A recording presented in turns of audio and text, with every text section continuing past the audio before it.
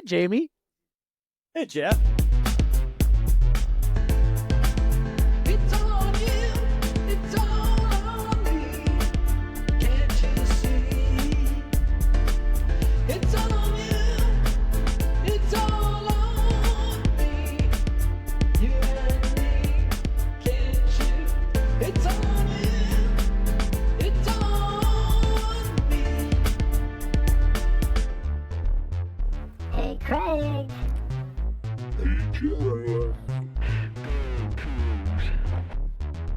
Right or wrong, we don't care. Win or lose, we don't care. We don't care. We don't care. We don't care. Jamie. Jeff. What's up, buddy? Oh, another day in paradise. Yeah, I do know. See, we go over this every week. Another day in paradise for you. You live in Pullman.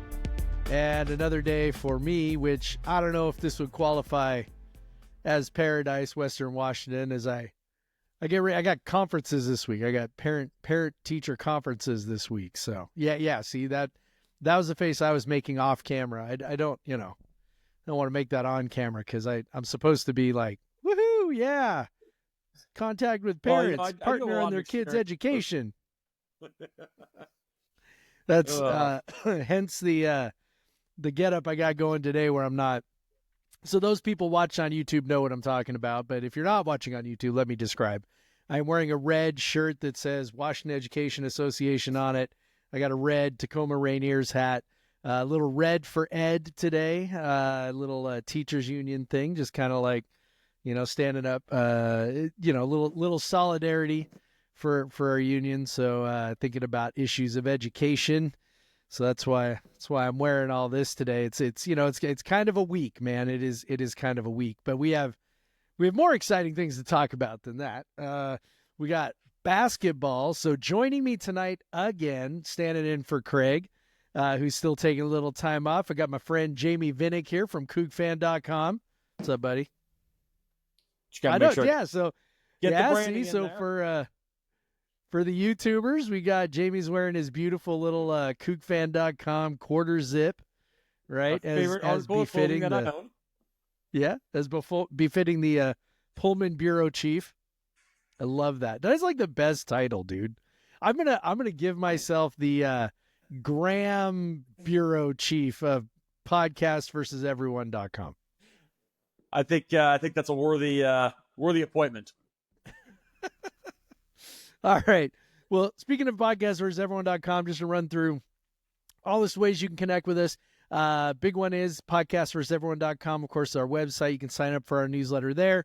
I do a bit of writing. It's also, we send out the podcast that way.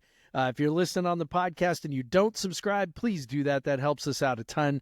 If you're listening on a podcast app, just click the little subscribe button. If you're watching us on YouTube, again, click that little subscribe button. Also, there's like a like button, do all that stuff. Again, it helps other people find us, helps us out a ton as we try to, grow our audience and have other people participate in what it is that we do. And then also one other quick reminder, we do have premium subscriptions. The biggest thing that gets you is access to our members only Slack. That's where the most hardcore of our fans and smartest of our fans hang out. Talk about the Cougs, talk about all kinds of stuff, up to and including like today's topic of discussion. David Riley getting an extension. We'll talk about that here in a sec. So that was a big hot topic of conversation. So if you want to join us, it's super fun. Annual memberships start at about $4, a little over $4 a month, or monthly memberships for $5 a month. And you can come join the fun. All right, let's talk hoops. Let's do it. All right, so we got men's basketball WCC tournament, women's basketball WCC tournament coming up. The men are in a bit worse of a position than the women are, but we will start with the men. So the men finished the season. So, all right, let's talk first, I guess, about like last weekend just a little bit. 2 games, they needed to go 2-0 to really be in a spot to jump into that 6th seed. Which they did. They also need a little bit of help from Loyola Marymount to go lose to St. Mary's, which they did kind of barely Yeah. at home. But I would say they gave St. Mary's about the same kind of run at home that we gave St. Mary's at our place too. So, I mean, it's, road games are tough, but, St. Mary's prevailed, as you might expect from the team that is kind of in the class of the conference in the WCC. So that bumped us up to the 6th seed. It wasn't maybe the most triumphant weekend, but I will say I did finish feeling on a good note. So to quickly recap, Thursday was sort of the entire season in a nutshell. First half, right, against San Diego, they go up by 30 points, 30 damn points in the first half. It's senior night. Comes out, Dane Erikstrup is, like unconscious, kind of making everything. They are absolutely steamrolling San Diego. They are up by 30 before the break.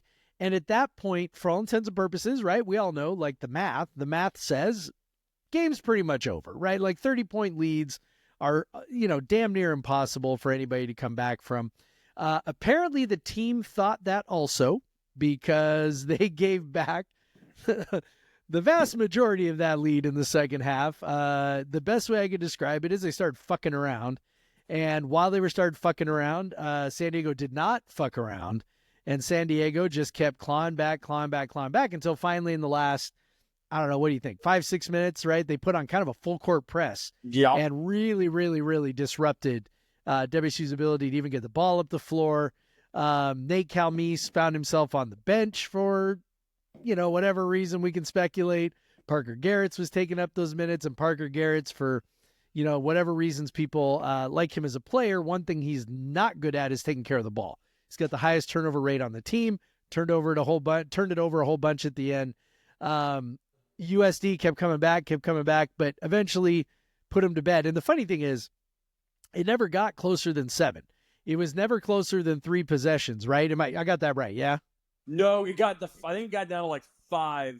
Did it get to 5? 5, yeah. Well, because Drasterson hit the shot right as time expired to make it 7. But there was one possession where San Diego took a 3, and if they hit it, it was either going to get down to 2 or 3. And I remember seeing the shot up, thinking, "Oh my God, this is gonna." And then they missed. I think at that point they missed, and it's like, okay, I think they should be okay now. Like got the went shot free throws. Yeah. But it's well, like that's kind of my point though. Like they kind of had to make almost every shot to overcome it. They didn't.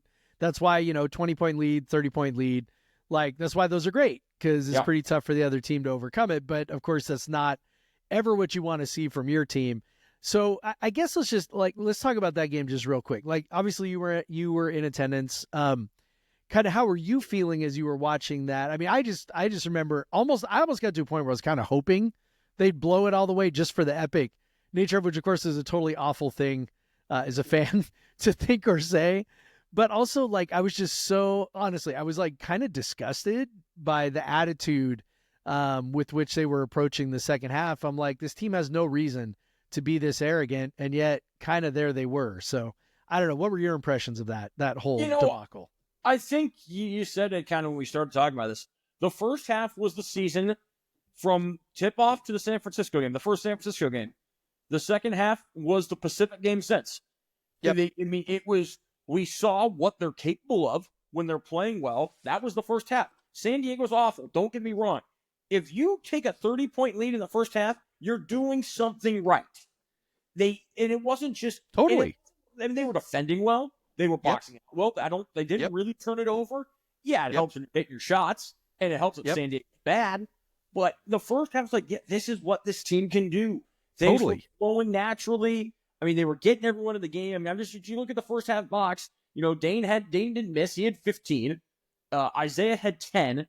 But every guy who played in the first half besides Case had scored. They did have 10 turnovers, so I will retract that. They still turned it over way too often in the first half, but they had 53 points. And on the other side, in the first half, San Diego actually still rebounded, 7, still had 7 offensive rebounds, which is too many, but 1 of 10 from 3. They were 11 of 36 from the field. They had turned them over 7 times.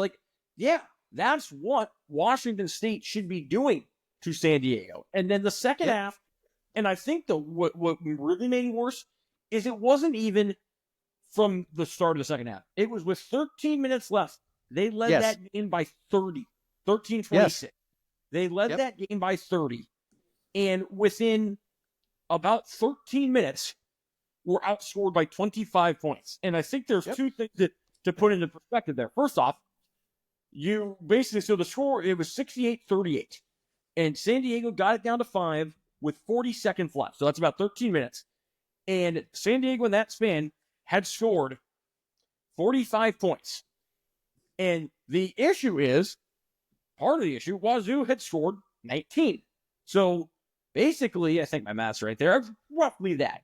So 19 points in 13 minutes is not very many. 45 points in 30 minutes, or in 13 minutes, is ridiculous. Yep.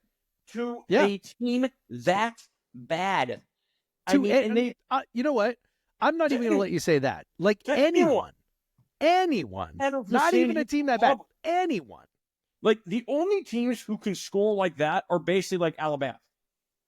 And that's mostly because Alabama averages 75 possessions a game. Yeah, they could probably score 45 in 13 minutes. But, Right. like, not San Diego. And No. it was, I think, you walk out of that game and you're just like, what? Like, they won. That's good. But, I mean, if that game's 2-3 minutes longer, they probably don't. And we're probably looking at a loss to, they were probably looking at a team who would somehow manage to outdo themselves from that Pacific loss at home. I mean, they have 16 offensive rebounds to a team that they should have destroyed on the glass. They turned it over 23 times. I think 7 in the final 2 to 3 minutes. It's to lose a lead that big, you have to stop playing defense and just turn the ball over and then foul. And they did all you of those things. you have to have 0 point, turnovers mean no shot gets up, no chance of an offensive rebound, whatever. It never got closer than 5, but San Diego had a shot with 20 seconds left where if they'd hit a 3, it would have gotten down to 2. Yep. And then Wazoo would have had made free throws, which you never know. So, you think you walk out of that game and, and the questions toward Riley, kind of reflected this of just like, you won, but you can't be happy, right? In the final 10 minutes of the game, like what just happened? And, and I think Riley, I think he was in a tough spot. On one hand, they won. That's good. Winning is good. On the other hand, they played like absolute dog water in the second half. And every issue that we've seen for weeks was in the second half. The third hand is, it's senior night. You don't want to, drag down the team. You got Dana and Ethan, who were kind of two core pieces, from not maybe, this year, but even when he first started as a coach. You don't want to sit there and say, it was these guys' senior nights. Ethan's parents were there, in the actual press room. You don't want to just say, there's nothing to be happy about, etc. So it's that balance. And most coaches won't do that. I mean, I remember the Winthrop game 2-3 years ago now, where the year that Kyle's team couldn't hold a lead to save their lives. The Ty Roberts, Mike Flowers year, where they blew Eastern and whoever. And we first saw signs of that with Winthrop, they were up 24 and won by 6. Mostly because Winthrop, I think, hit 16 threes in that game. In fact, Patrick Good hit 11. And, Kyle fielded the questions after the game. And it was a lot of, we got to defend better. Like, obviously wasn't happy. And then he got to, the third or fourth question about, the way the game ended. And he was like, guys, we won the game. And he was laughing as he said it. And it was the most Kyle Smith thing ever. And I think that's what Riley was trying to find of yes, we played like dog water. We did still win. It's not good enough, and there's a lot of teams in that situation we don't win against, but he's like, we did win the game, but also, we've got to play. So I think he was, and he just doesn't, he's not an emotional, impressors. He's not an emotional coach. He's not going to be the guy. One of the things that I think is great about Cammie Etheridge is Cammie does not care. Cammie will go on and she says what she feels and what she thinks. Because that same day, the women beat Pepperdine, I think, by 8. They didn't play very well. They didn't score. And Cammie gets on the radio show and for 2 minutes just talks about how bad the offense is. But that's what Cammie does. Yeah. And Cammie has earned, I think, some of that that privilege to talk that way. When you make 3 straight tournaments. If a player hears David Riley go up and say, yeah, well, we played terrible in the second half. We didn't deserve to win this and that. it's like, okay, well, you haven't necessarily won something yet. This is your first year here.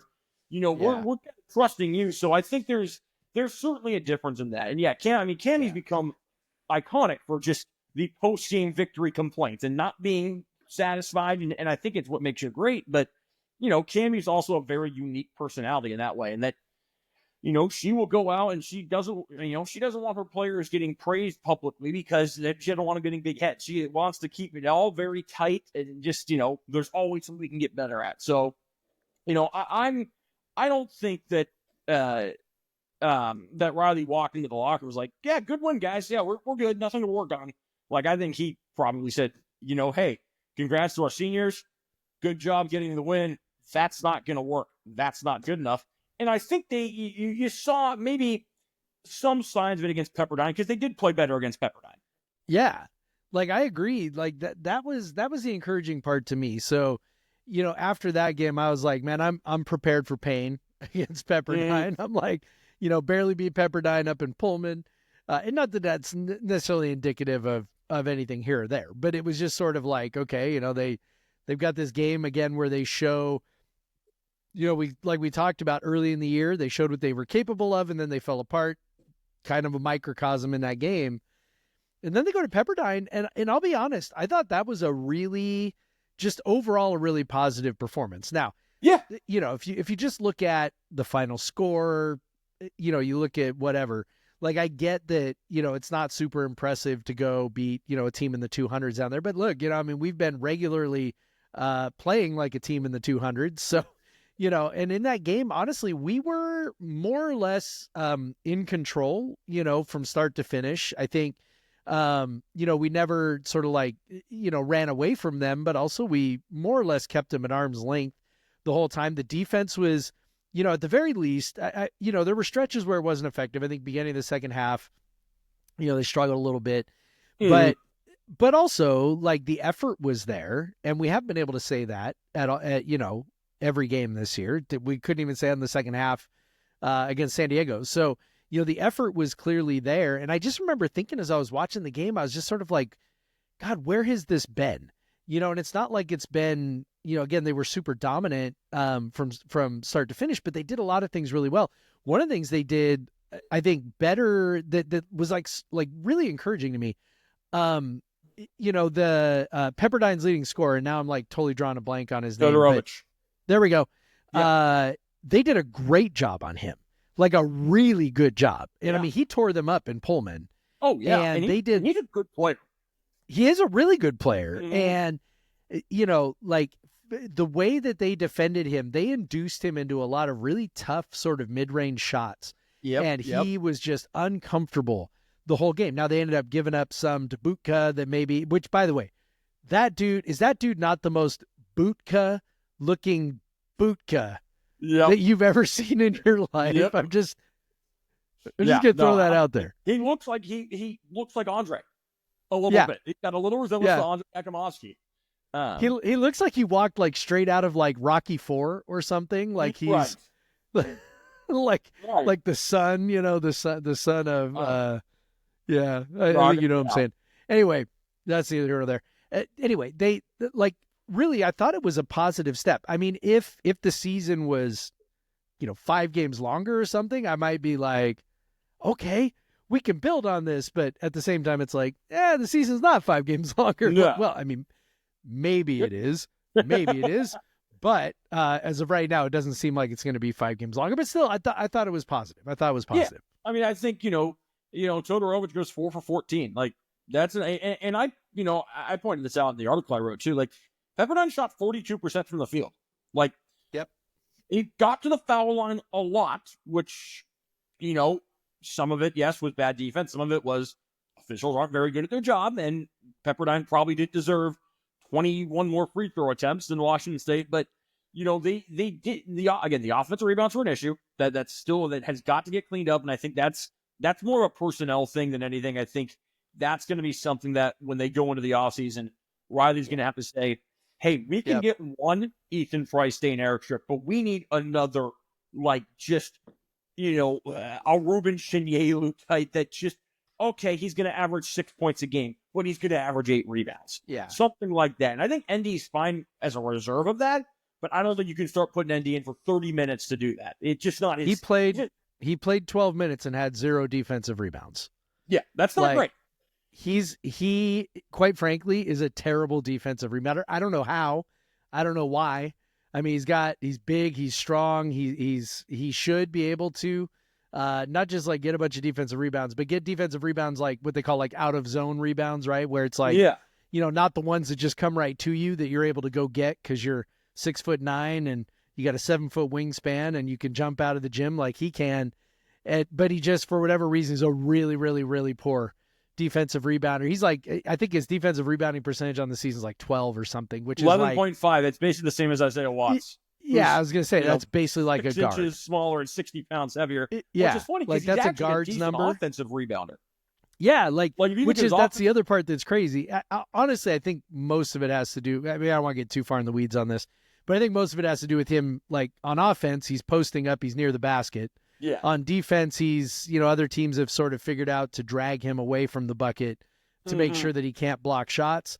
And so for the most part, he's not really in position, and he just doesn't box out very well, I think. But regardless, the point you're making is we are sort of full of bigs who aren't great defensive rebounders. I mean, you look at this game, Dane Erickstrup had a really good defensive rebounding game. He had 9, but Ethan Price played 30 minutes and he had 3. We just said, Okafor plays 12 minutes and has 0.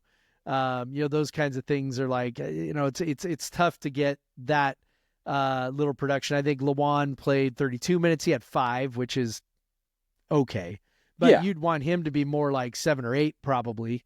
Right. Is what you'd maybe be hoping to get out of him. So, I think you're right. I think it's a personnel issue for sure. Your leading defensive rebounder is 6'6". I mean, your leading defensive rebounder last year was Ruben, who was 6'11", and then IJ, who's 6'9". I mean, like your big guy, like, and it's not like that came as like, what the heck? These guys, suddenly, like, this is Ethan Price the last 3 years, 15% defensive rebound. Like, that's just what his defensive rebounding is. Dane's is the same exact number as it was his first year at Eastern, a little higher than last year. Lawan's is actually down a little bit from last year. Probably, I think, because they've gotten less soft. Like Isaiah's not a bad rebounder for a guard from a defensive rebounding point, like 11%. He's a pretty good rebounder for a guard. Yeah. Rasterson, I think, is actually, I mean, again, for a guy who doesn't play a ton and is often on the perimeter, 11% is solid. And then, you get into Calmeese, 8%, which, okay, fine. That's basically what Miles' was last year. Like, Miles was 9%. And they got a lot more stops last year. Granted, they got a lot more rebounds, but I think you need Okafor can be, again, like an off the bench type of, and because there is a value in him. He was huge on Saturday. I think that's the other thing that it was inspiring is, Lawan was effective, but it wasn't in the scoring. I mean, 8 points, 9 rebounds, 5 rebounds, 9 assists. Like, that's a really good day, especially and only 3 turnovers. Yeah, which for Lawan is great. But like Isaiah, and Isaiah actually, again, had a really effective day. Yes, he was 2 of 7. He only had 7 points, but 5 assists, 1 turnover for Isaiah. Turnover. Great. 3 steals. Nate was good in the second half, but again, 1 turnover, 6 rebounds, 5 assists, 10 points. But what the difference was is then you look down your bench and, all right, Parker Garrett hits 2 threes. You get the quality minutes that Thrasterson's giving you seemingly every night. And then Favors and Okafor do exactly what you brought them in to do. Favors goes and takes 4 threes and hits all of them. Okafor takes pretty good shots within 2 feet of the basket and makes 5. Like, that's what they're here to do. Yes. And I think you look back at it over a lot of the season. It's another domino of the Cedric Howard injury is you haven't had the bench. I mean, I think I can't remember if we talked about this yet, but I think back to that first Gonzaga game. And for 20 minutes, you played them tight because it was mostly 5-on-5. And then suddenly Gonzaga brings 2 former top 100 recruits off the bench. Right. Often Stromer. And, you're bringing off, Parker Garrett and Case Wynot, who are not former top 100 recruits. No. And that's where the difference is. I mean, you look at the Gonzaga, the first half in Pullman, I mean, Ike and Nemhard were on the bench for most of it with foul trouble Yeah. or whatnot, and it was Huff and Stromer that killed them. And Yeah. these are like, and granted, I think, I mean, Stromer's a good role player. Like, I think Huff could be the player of the year next year. I think except as I learned the other day, Ike still has another year somehow, even though he's 60. But I think that's where you saw so much of the difference. And if their bench can be more productive like that, okay, then it's like, well, maybe there's something there because, the guys we just talked about, and Case didn't even play that game, like, Rasmussen gives you good defensive minutes when he's out there for the most part. He's a good shot blocker. As we just said, he's a solid rebounder. You get the hustle out of those guys, out of Why Not, out of Parker, to some degree out of ND. It's just been a matter of they can't match, the quote, the base talent of the starters you've had, which has made it tough to make the changes, and to shift things around. But no, I do think, that Pepperdine game was maybe a game they needed 3-4 weeks ago. Maybe the type of game you could really build on and say, okay, this was a pretty complete performance. Like, this was, and again, we're talking about beating a not good team.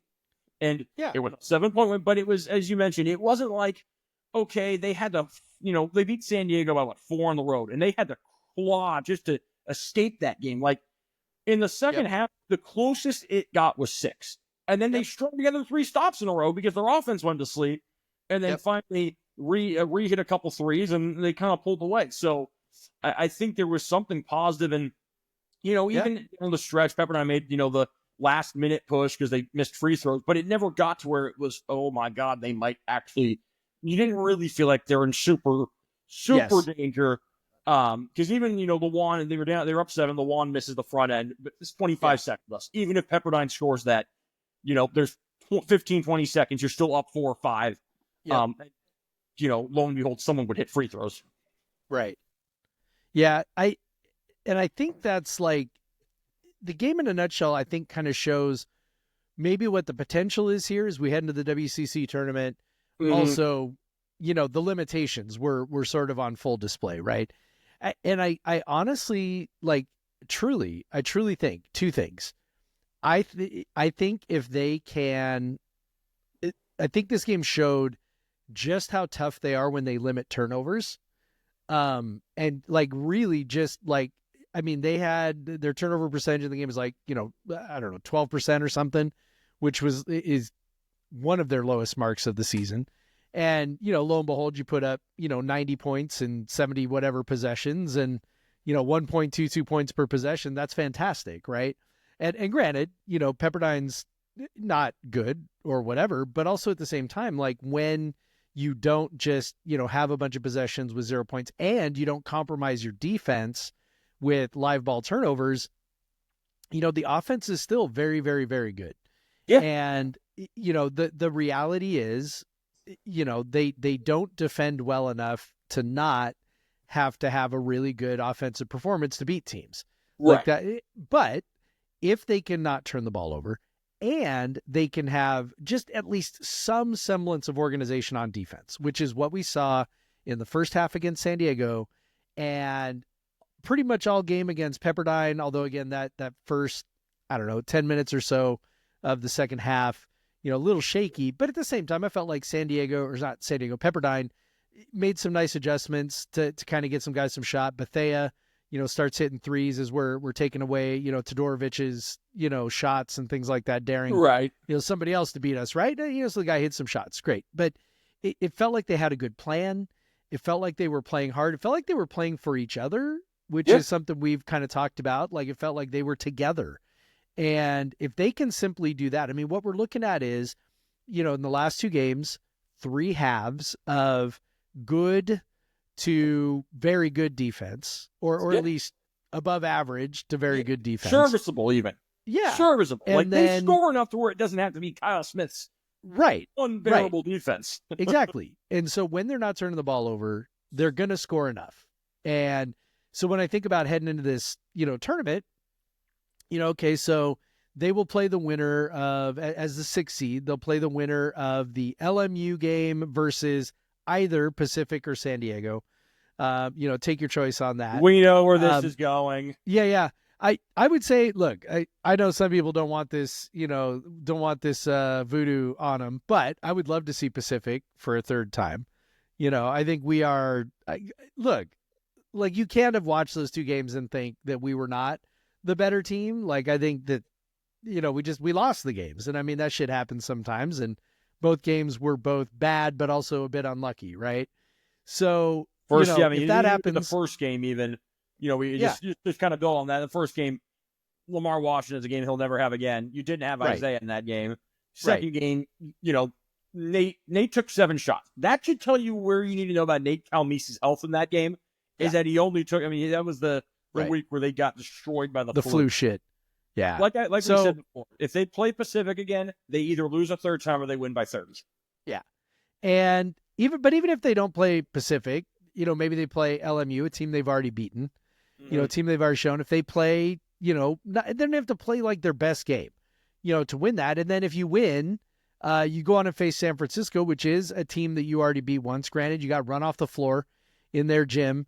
But I would venture to say that we are, like, I don't know that I feel pretty confident saying we're not the team that beat San Francisco in our gym. But also we're not the team that lost by, 50 or whatever.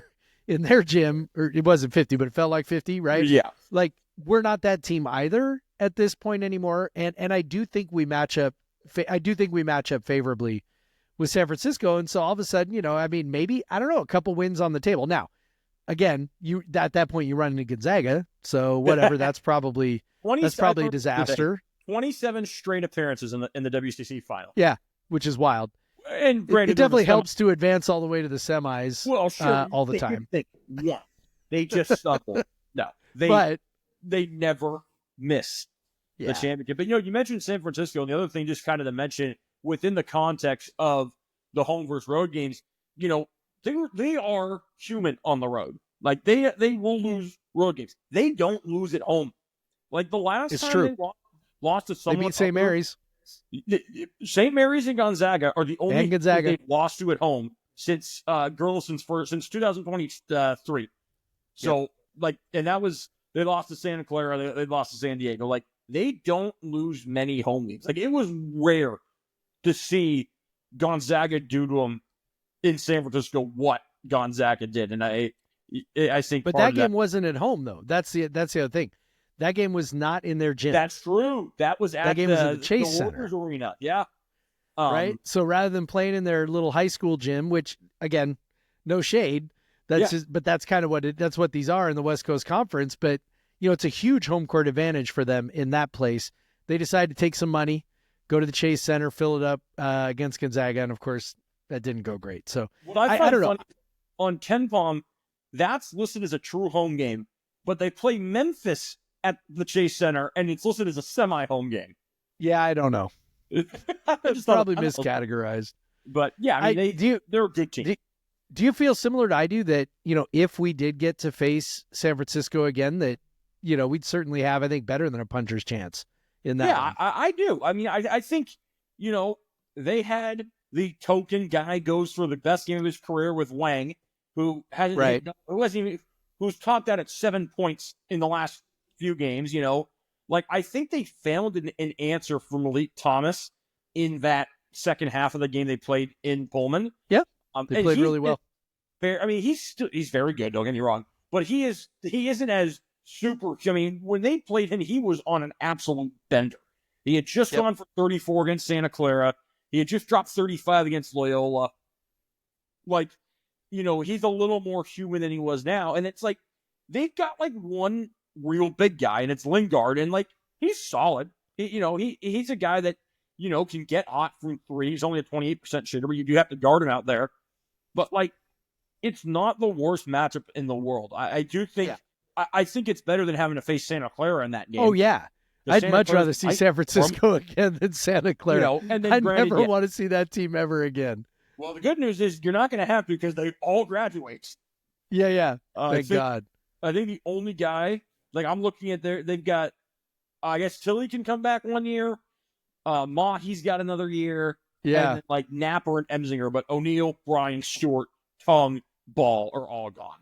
Yeah. Thankfully. Well, honestly, I'm a little befuddled as to how Herb Sendek put together a good offense that wasn't built around James Harden. You don't say. Well, I haven't figured that out he had yet. the I'm fifth like, highest good minutes God. continuity in college basketball. Yeah, maybe that's it. In the same. So I don't, yeah.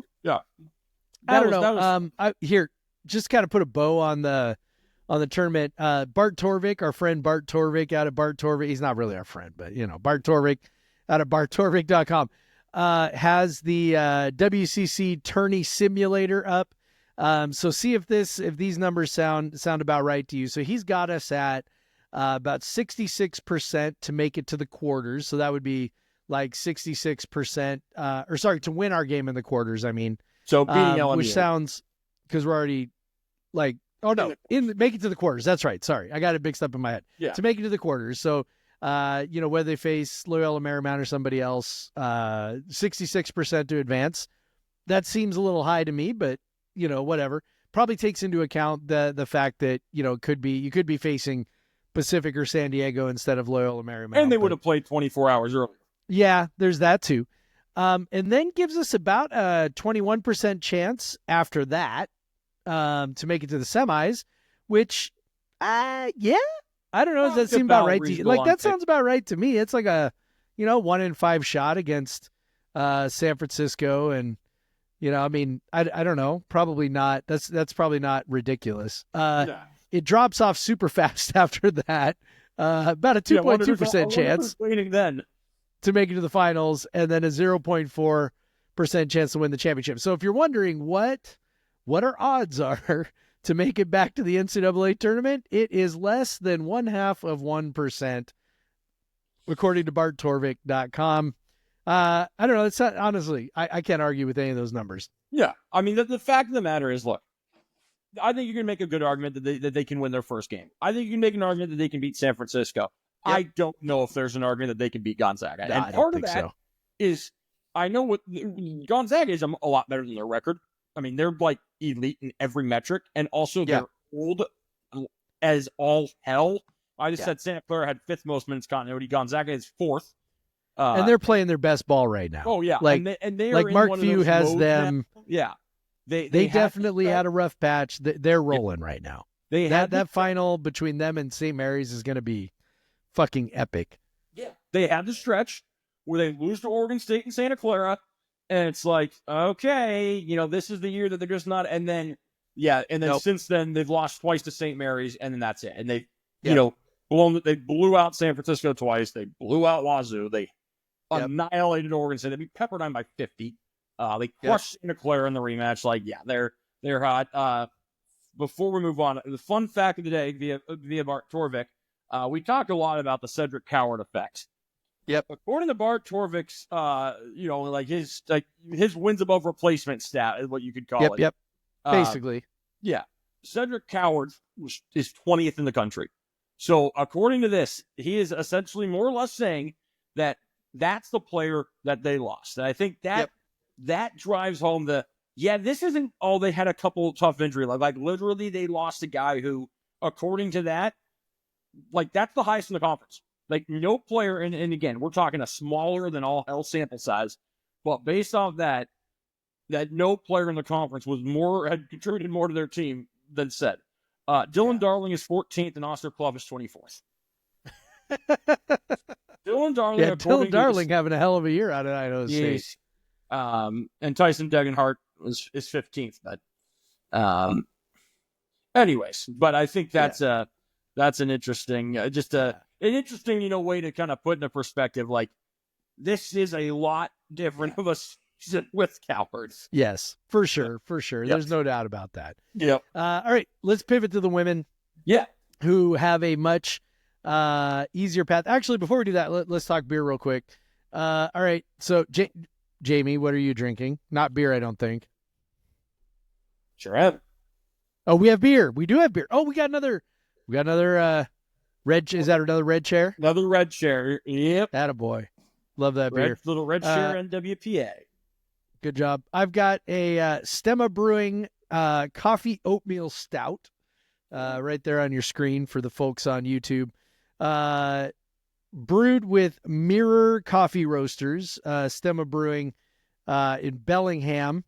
It is okay. It's okay. I will say, so for a coffee oatmeal stout, I am just not getting enough coffee here. But that may be just a personal preference because I am an avid coffee drinker. I drink lots of coffee. I drink lots of black coffee. Like I don't even mess around with any other kind of, I don't even put cream or anything in it or sugar, just black coffee. So I definitely love my coffee flavor, maybe in a way that some people do not. So for me, the coffee is just not quite strong enough. But it's fine. It's fine. So Fair not enough. too bad. All right. To the women. Their path is a lot better because they finished third, as we talked about last week. So their path involves a lot of waiting, right? Yep. Like they're good because of the way, again, the WCC sets up their bracket. Teams, end up waiting around if they are in, especially in those top four. So the women could play San Diego, they could play Pepperdine, they could play Pacific, or they could play St. Mary's. Who knows? The Could good be news anybody, is and they they're don't play 8-0 till against Sunday. So the good news is they're 8-0 against those teams, and there wasn't really a scare in there. I mean, as we've talked about, there is a very clear top two in the conference. Gonzaga and Portland are the top two. And then there's kind of, I think the next team is Wazoo, and then it goes to it's like Gonzaga and Portland are here. Here's Wazoo. Here's Oregon State, San Francisco, and then here's and Pacific's not awful, and then here's everyone else. And they did a great job this year of, okay, here are the bad teams. All right, we're gonna beat them over and over and over and over and over. Yep. I think they're 16-2 in quad 4 games. Now, which by the way, if the men had just done that, now I have right? to look. What are the men in Like, quad? how different are we feeling if the men had just, I don't know, let's just say throw out something like beat Pacific twice, and they're 10-8 in conference, right? And they're sitting on whatever 19 wins or whatever, 18 whatever it is. Things feel different. So anyway, quad 4. so to the point. Guess who the two are? Yeah. to the point. Yeah. They beat the shit out of the bad teams. Yeah, exactly. The difference is the women have 0 quad 1 or 2 victories, and are only 2-5 against quad 3. But I digress. No, I mean they lost to Santa Clara early on, and then we've talked about the whistle fest against LMU. But then other than that, it's they lost to Gonzaga and Portland 4 times. The difference is they took Gonzaga to overtime. They gave Portland all they could handle at Portland, and Portland is again you have to take into account that they've won the last 2 conference tournaments, but they have looked very, very human lately. I mean, they needed overtime to beat Pacific. They needed overtime to beat Pepperdine. They barely beat San Diego, who is just as bad in women's as they are in men's. They barely beat San Francisco, who again is solid. They almost every one of their last 1, 2, 3, 4, 5, 6, 7, 8 of their last 8 wins.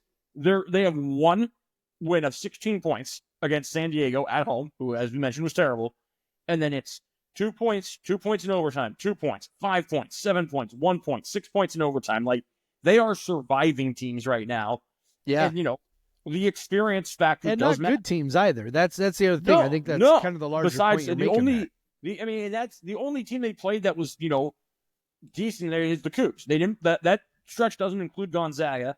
1 San Francisco game, but and then there's just not anyone else that's very good. But the key is that they're old. They've got, the same 3 of their 5 starters have been the same now for years. They've got a senior trans. I mean, they're a really old team, which is great for the Cougars next year because literally Portland is going to graduate, I think 6, if not, they're going to graduate their entire starting lineup. Which, and Gonzaga is about to graduate most of their starting lineup. So that's the other fun thing to look at in the future is, oh, wow, these teams are about to get gutted by graduations. I mean, Gonzaga is going to graduate 4 players. 4 from starters, or 3.5 starters. Portland's going to graduate 5. Wazoo graduates 1. One very good one. One first-team all-conference one. But I think this is... But no, it's basically, it's a simple calculus of how you get there. Assume you take care of business on Sunday against whichever of those 4 teams, and then it's, here are the best 2 teams in the conference. Here are the teams that for the last 3 to 4 years have run the conference. You want to make the tournament? Beat them. Yep. The good news about that is we just mentioned Portland's won the last 2. Cammy Etheridge knows a thing or two about winning this time of year. Yep, there's no doubt about that. And I think you know, that's huge. we made a big deal about the men's basketball team. I wrote like a big long thing newsletter at one point about essentially how the team got worse as the year went on. Made a big deal about the trend line on the game scores, right? We talk about how you can, basically just assign a number to every individual performance, looking at, all right, adjusted offense, adjusted defense for that, just that one game. And then you can give it a number, right? Portland's game score trend line looks a lot like our men's team's trend line. Now, it started higher, right? Because, because Portland, on the women's side is better team. But also at the same time, like, it sort of gets to what you were saying, which is, like, they're winning, but they're not winning in any impressive way. In their last 8 games, last 8 games, they've only got one game score of above 70, which to be ranked, to be at 70-ish is like to be ranked, I don't know, about 100, maybe 110, 120, something like that. And it really has started to sort of drag down their overall ranking. They're currently like number 94. They were up to like 67, 68, 65 when they beat St. Mary's. And that was a game score of 83. And then they followed up with game scores of 22, 17, 38, 86. Guess who that was against? Against us. Yeah, of course. But 61, 31, 69, 67. Like they're not putting up super impressive performances, which now maybe, and like coaches would tell you, oh yes, well, they just know how to win. Okay. Maybe, I don't know. But from an analytics standpoint, you go, well, that's indicative of a team that you don't want to say like lucky, because that just sounds very pejorative, right? Like you don't want to be like, well, they're just getting lucky. Like obviously there's something, I think you'd be silly. Yeah. I think you'd be silly to say there's like nothing there in terms of, sort of composure and all the things we associate with being able to perform when the game's on the line, right? Yeah. But also at the same time, we do know statistically, you play close games, you fuck around, you're going to find out at some point. And, they've been fucking around a lot. Now, I can't say they've been like screwing around or anything, but I am saying like they've been playing close games. And when you play enough close games, eventually you're going to get burned. And, they are sort of ripe for that, I think, in the WCC tournament. And hopefully that happens. Hopefully that happens against us. Hopefully that's where it goes. And I think, you made, I think, a great point with Cammy Etheridge. Cammy Etheridge is just a fucking great coach, man. We know this.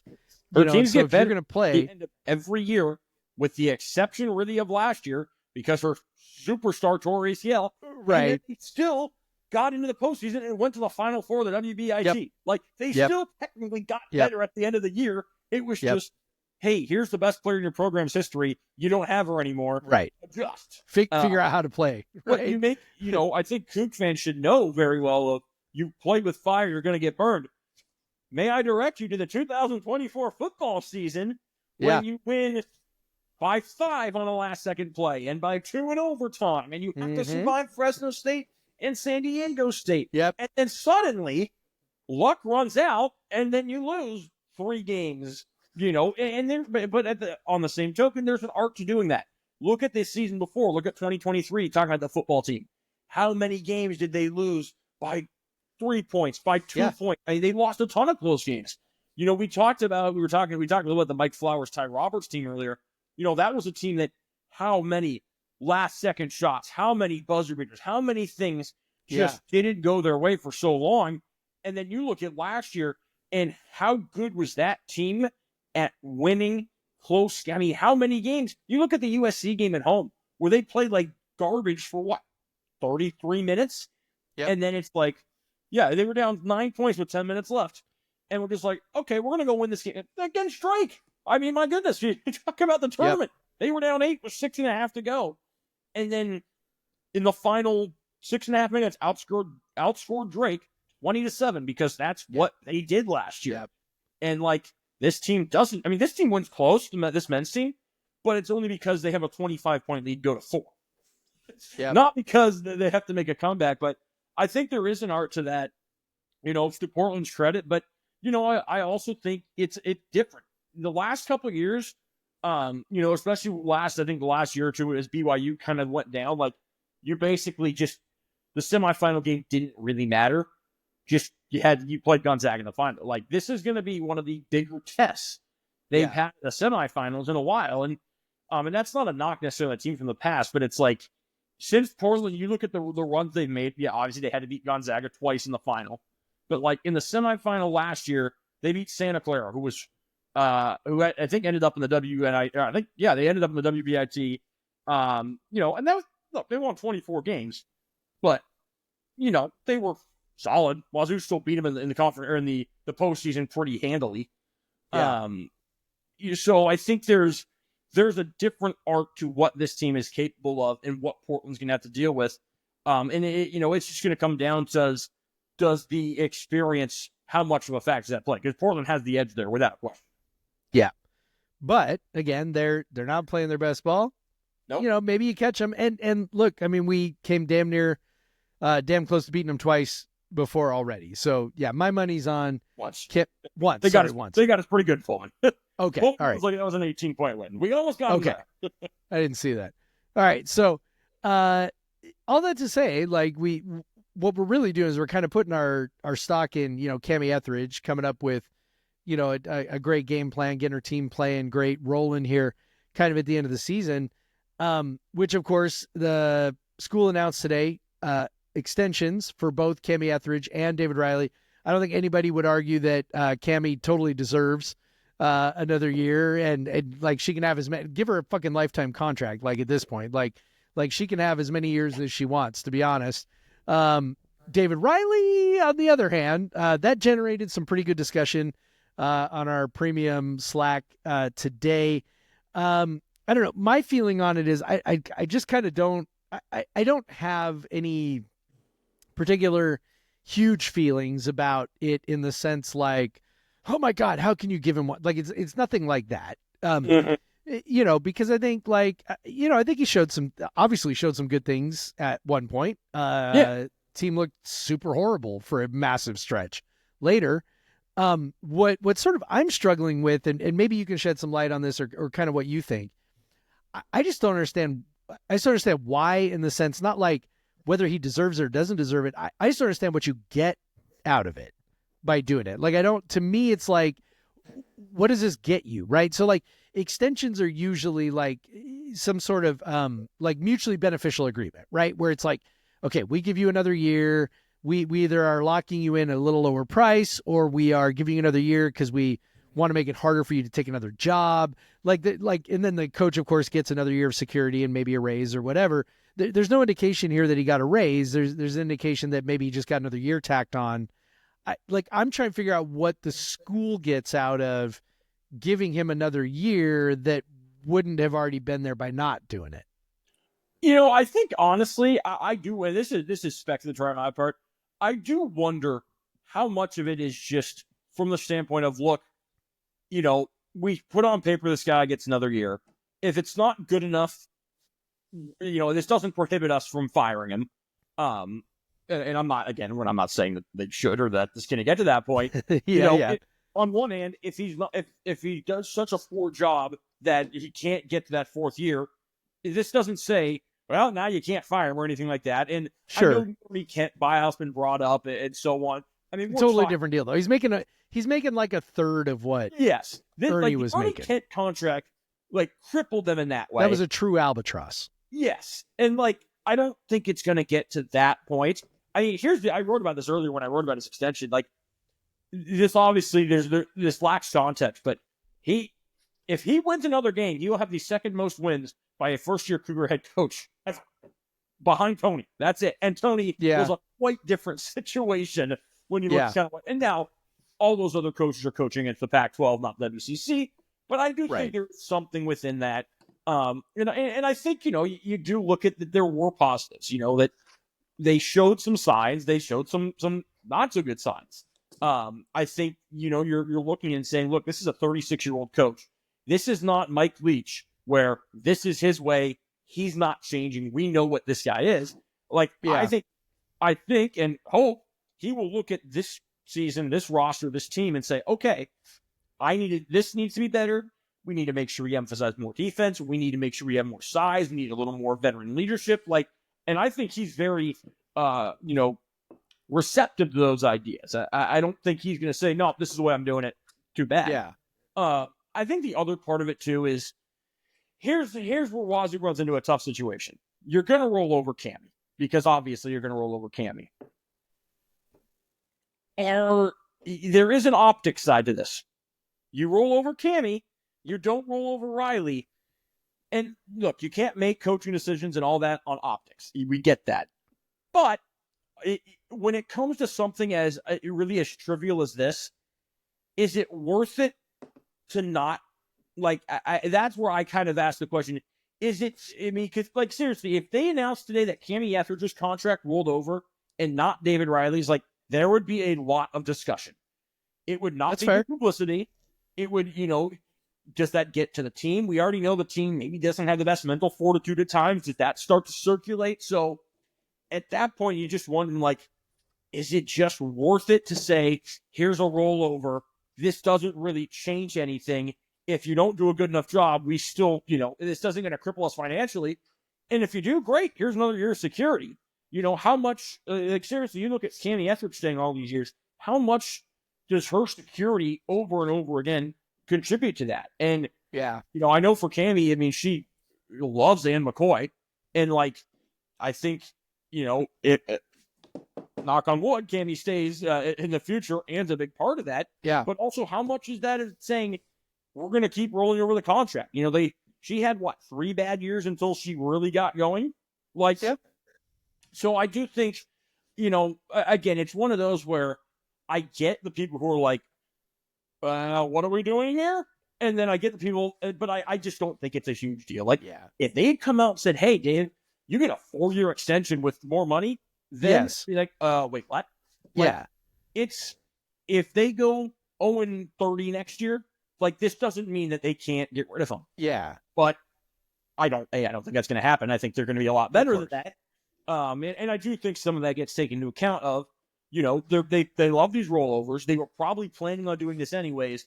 Was the season, with all things considered, that bad to where you said, no, we can't do this? If he goes, if we're talking about a team that finishes last in the WCC, wins 9 games, again, different conversation.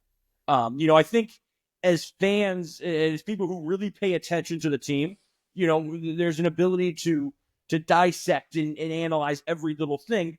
You show this record of a team on the to a casual fan, they say, okay, that's fine. That's, without getting into the weeds of it and all. So I do think there's some of that comes into play of and look, let's be honest, we got spoiled the last few years of basketball. Oh, yeah. Big Big time. If Riley takes over the year after Ernie Kent, we're this is awesome. Yeah, true.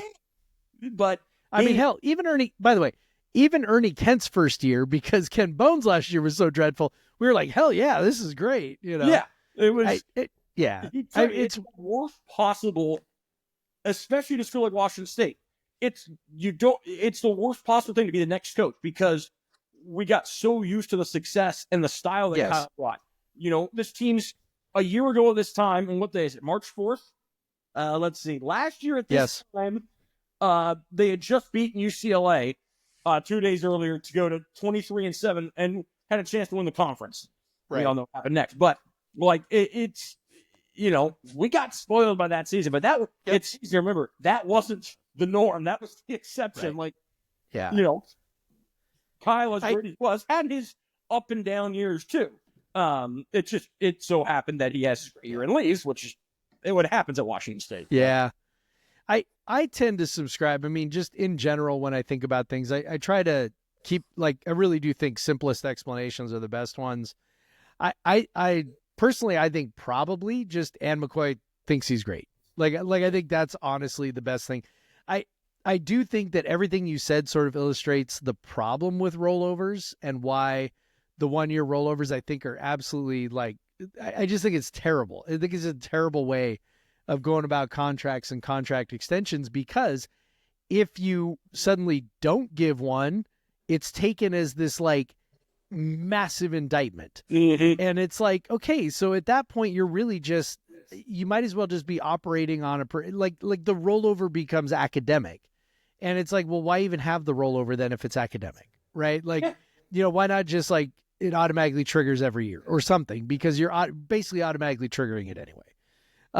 So I think ultimately what it comes down to is if, Ann McCoy is, following the Bill Moose school of contract, handling, which is, we do the rollovers. So at that point it makes sense, right? Because then truly it's just automatic. Yeah. Because if you don't do it, then people start freaking out and they start wondering, well, what the fuck? How did it happen? Why didn't you get it? Cammy got one. Why didn't he get one? Does that mean they're going to fire him? All that stuff comes with that, which is why it's I think it's an impractical way to go about handling contracts. There's absolutely some truth to that. I don't think that's I don't think you're wrong about that. I think there is certainly some issues. I just have to point out that Arizona State just scored 100 in Tucson and lost by 13. Oh, jeez. Yeah, remember earlier in the year when we were like, well, maybe Tommy Lloyd has, kind of maybe not figured this out. He lost a bunch of players. No, that Tommy Lloyd's got his shit together. 10 turnovers combined in this game. Oh, God. We just said Wazoo had that in a half against San Diego. 67 made field goals, 22 made threes, 57 free throws. Good Lord. I feel like the fact that Arizona scored 113 points and only had 21 assists, and Wazoo had 26 with 90. This is who do I want to lose more? Arizona? Bobby Hurley. Arizona? Bobby Hurley. Hey, Bobby Hurley's kid did play and had three fouls and no other stats. Oh, well. Good for him. Hey, both kids played. Liam Lloyd played too. Anyway, I don't know. It's fine. It's fine. I don't hate it. It's whatever. I think probably Ann McCoy really likes him. Mm-hmm. I do think there's a chance that the late season swoon that left all of us thinking holy shit, this is so bad, so bad, so bad. You can't, if you're the coach at Washington State, you cannot play like a 250-ish team for 2 months. You just cannot. No, 100% agree. I think there is. I'm not saying Ann McCoy's uninformed. I will say that there, I think, is a reasonable chance that Ann McCoy does not spend as much time on Ken Palm and Bart Torvik as we do, and maybe there's not the same feeling in the athletic department about just how bad those losses were, and I think the kind of stuff that made us question, okay, is this the guy? Because you can't fucking lose to Pacific twice. You can't lose, by 30 to Santa Clara twice. You can't, you just cannot do that. I do think, and again, I'm not saying McCoy's uninformed. She's wonderful. She's smart. She knows what she's doing.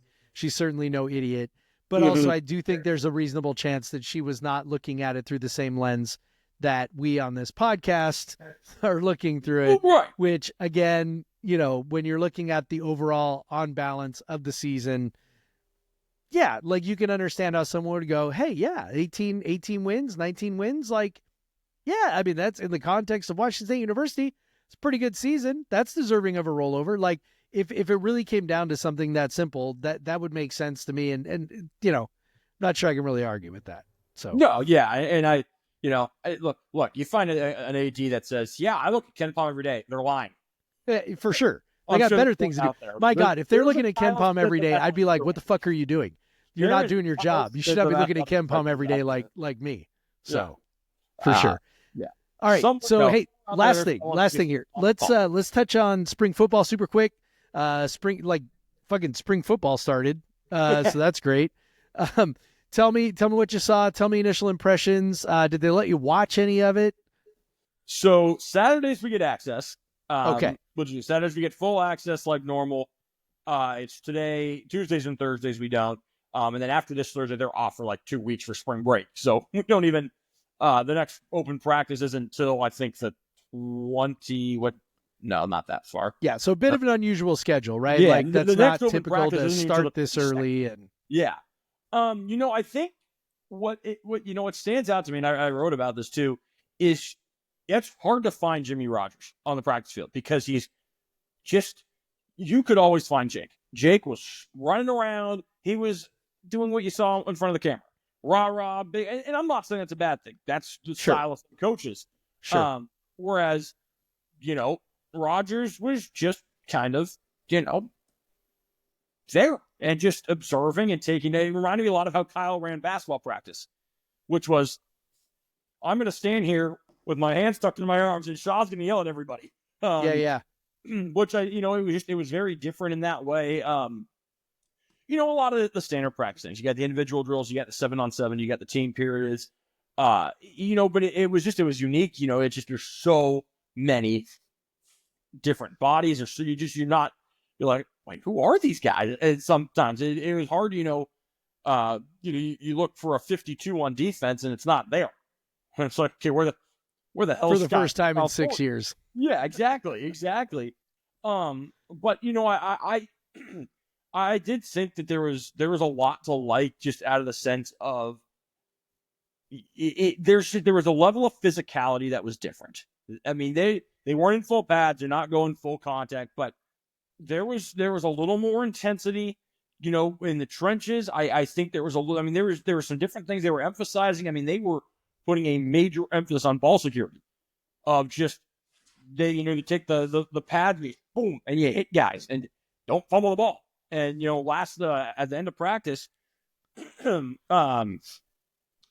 Rogers gas. All right, who fumbled the ball today? Okay, who dropped the pass? And I don't know what they did afterwards, but that those type of little things, just they don't fly. I mean, and I think that's, and I talked to Zebby today a little bit, and it's he just makes it clear that like there's a certain buy-in with Rogers and a certain emphasis on this is how we do things. This is not how we do things. There's no half-assing. There's no middle ground. I mean, I think I mentioned, first time I talked to him, it's, he's hard. He's a hard guy to get on. Jake was always laughing. I did get a chuckle out of Rogers about the weather.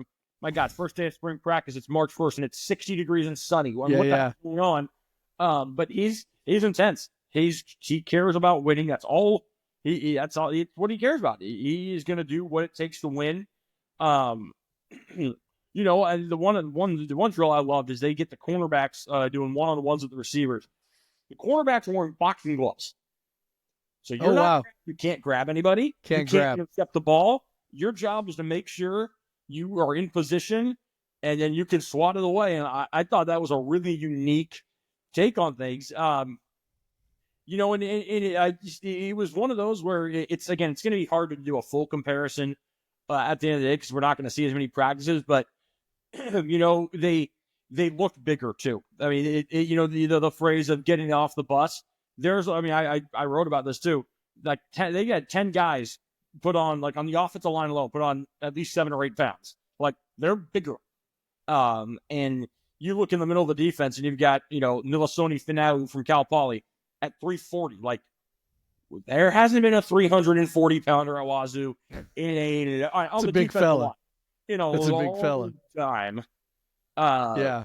I think, you see some of the plays the guys are making. They really ran a stretch of one-on-ones, and every time, they throw it towards Tucker Large, the ball gets swatted, 15 feet away. So I think you certainly saw some of the impressions of, okay, there's something that's a little for real. Devin Ellison, JUCO receiver, made some really nice catches. Excuse me. I think Zebby threw the ball well, and you can tell he's in command. And I think that's the other good thing is his leadership's on display, and it's clear. Okay, this is the guy in charge. This is the guy you're going to turn to. They've got the spring injuries as per usual, and you're not going to see Angel Johnson, unfortunately, until the fall. Keith Brown's a little bit banged up. I think Cale Reeder will be out for the spring, but at the same time, that gives guys, a little bit of, that gives some opportunities. No Angel Johnson. That means more touches for Voorhees and Woods and Pulalasi and Schlenbaker and Joyner and Payne's actually out still from the torn ACL last year. But, I think, there's a lot more. You see a lot more two tight end sets when you're just kind of looking out in the field.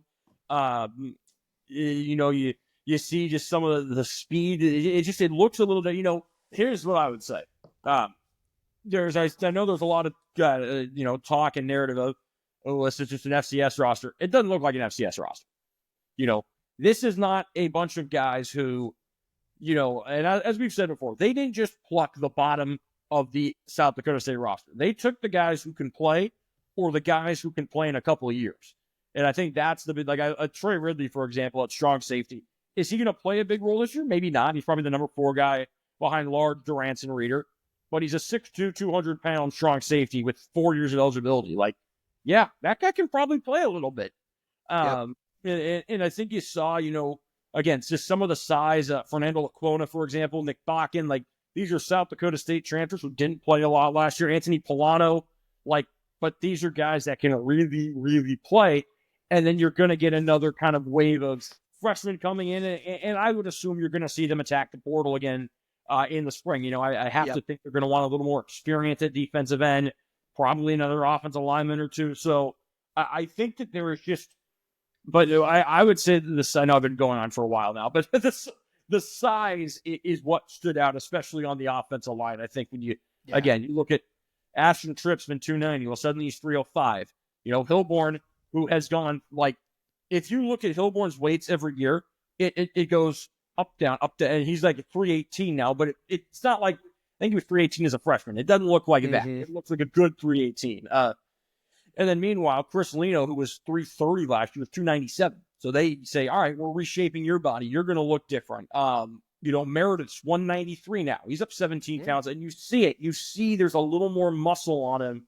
Shackelford last year was kind of a twig. There's a little bit of, you look at his lower half, and okay, there's some drive, there's some force, there's some size in there. So there was definitely, I think, a directive of we want to be bigger because that's part of running the ball. You got to be bigger, you got to be stronger. Yep, no doubt. I love hearing that. I love hearing they're bigger. I love hearing that the offensive line looks the part. I love hearing that the attention to detail is there, because obviously that was sort of a pretty big knock on Jake Dickert. And I don't know that, like you were talking about the difference between, the rah-rah versus whatever.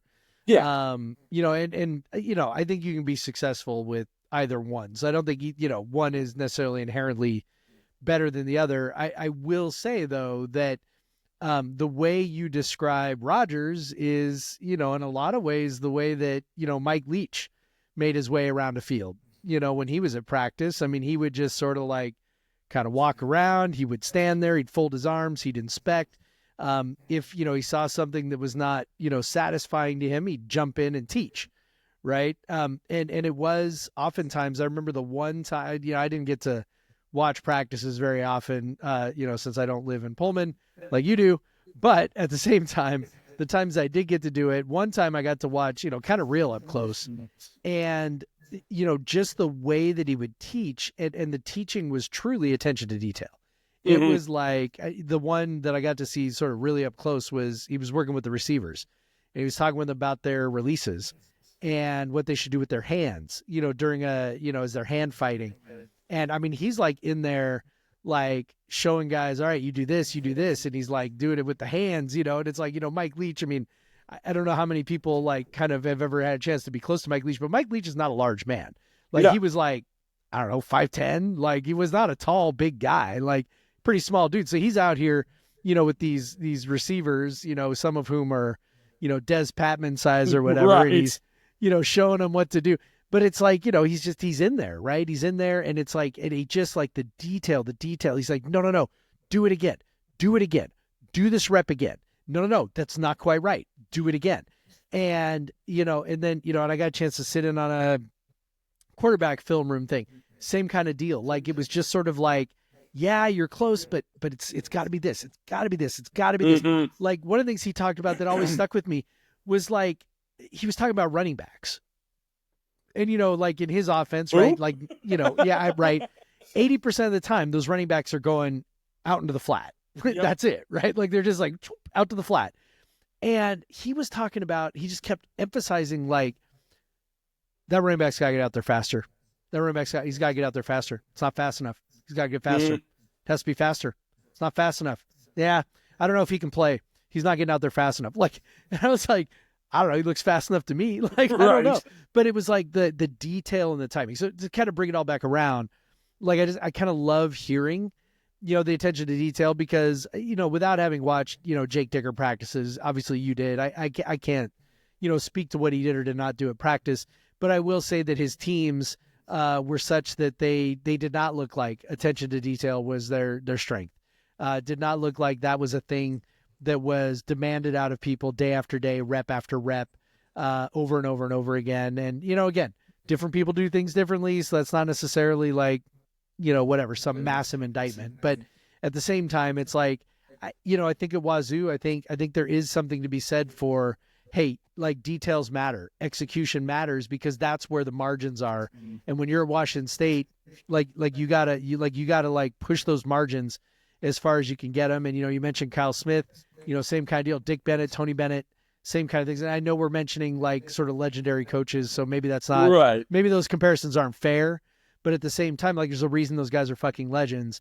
And it's because they do those things. They do demand those things out of those players. And if Rodgers, again, being a young coach, we sort of know how young he is, but at the same time, being brought up in a program with, coming up through the ranks under a coach, playing under a coach, coming up, coaching under a coach who, was tremendously successful, really, really good coach. And, you don't become that kind of a coach without being tremendously detail oriented. Like I just kind of love that, he's establishing that right off the top for sure. Yeah, no, I think, again, the attention to detail is a good way to put it. And, I'll be curious to kind of see what it looks like the next time we see practice. But no, there certainly seems to be something just even slightly that it's like, okay, like they're, he's testing stuff a little different. And like I said, there's a physicality aspect that, and a size aspect that I don't know the last time we truly saw. But they're like I said, they're bigger. I love hearing that. All right, let's wrap this up. Jamie, tell the folks where they can find your work. They can find me at cougfan.com, talking everything you could possibly want to know, all kinds of stuff. And then for Twitter, JAMEYVINNICK, 9. Have all kinds of hoop stuff, spring ball stuff, whatever you're looking for, it's there. Yeah. Well, it is truly everything because you are the Pullman bureau chief. This is true. This is by a the way, fact. I gotta know, do you have business cards? Not yet. I gotta. I'm thinking you should, man.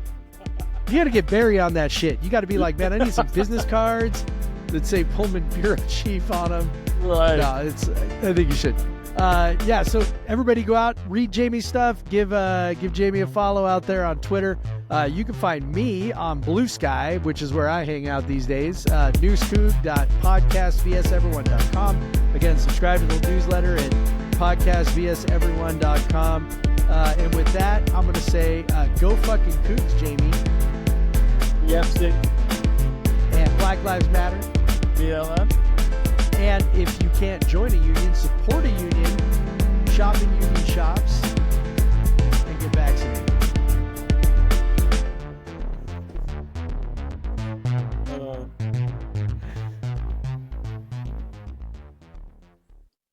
All right.